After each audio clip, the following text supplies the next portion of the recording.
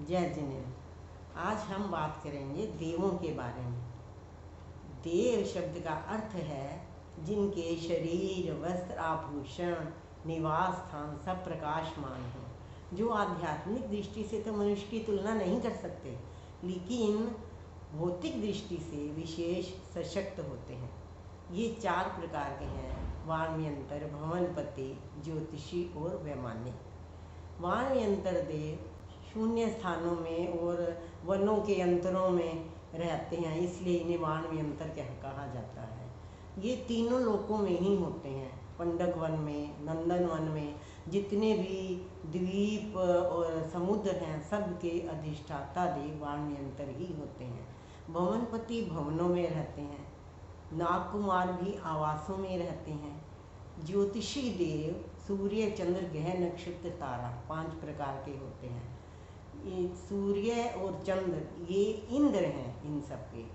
तो लोक इस लोक में 28 द्वीप में ये चर हैं, लेकिन 28 द्वीप से बाहर स्थिर हैं।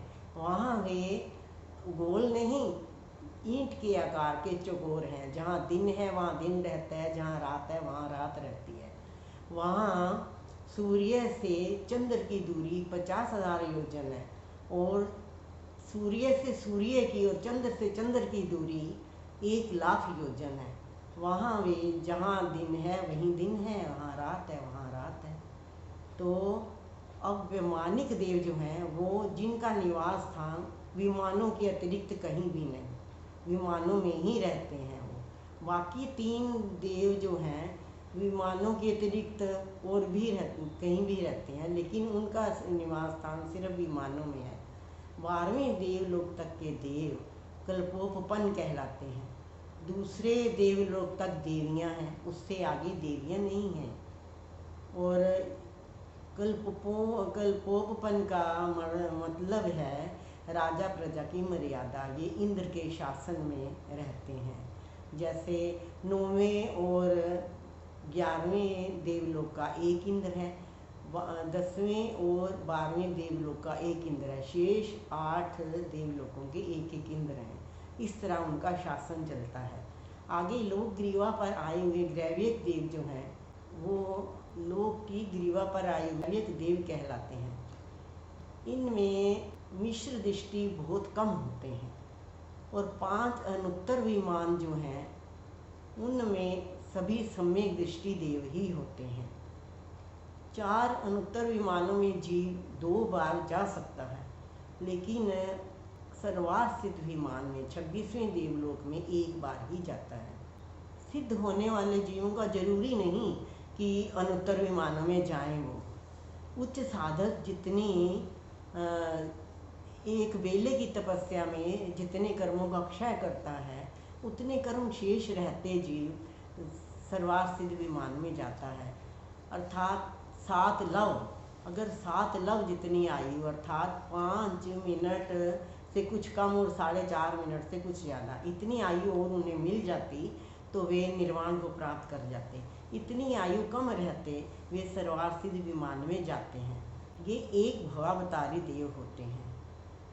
9 लोकांतिक देव हैं जो ब्रह्म देवलोक में निवास स्थान है इनका। ये बड़े भद्र स्वभावी होते हैं।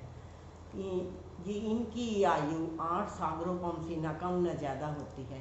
स्वयं बुद्ध होते हुए भी तीर्थंकर आत्मा के मन में जब दीक्षा के भाव आते हैं तो वे अपना जीताचार निभाने के लिए उनके पास आकर प्रार्थना करते हैं, हे संसार से तारने वाले प्रभु, अब धर्म तीर्थ का परिवर्तन कीजिए।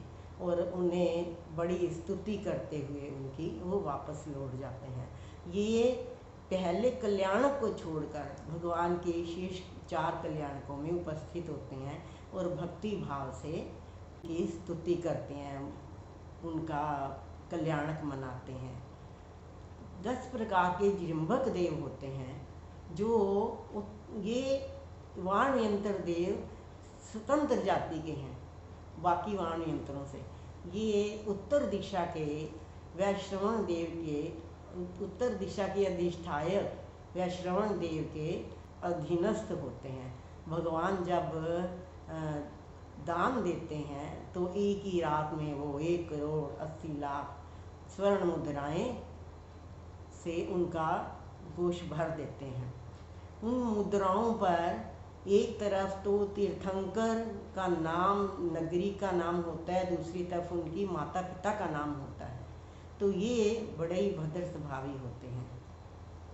3 प्रकार के किलबिशी देव होते हैं, जो जिन धर्म के उत्थापक, आचार्य, उपाध्याय, संतों की, जिन वाणी की निंदा करने वाले, उनको अपमानित करने वाले किलबिशी देव बनते हैं। जो स्थान यहाँ पर नीच गति में शूद्रों का होता है, वहीं वहाँ पर उनका होता है। वे देव सभा में बिना बुलाए जाते हैं, बैठते हैं, बोलते हैं। किसी भी देव को उनकी बात अच्छी नहीं लगती।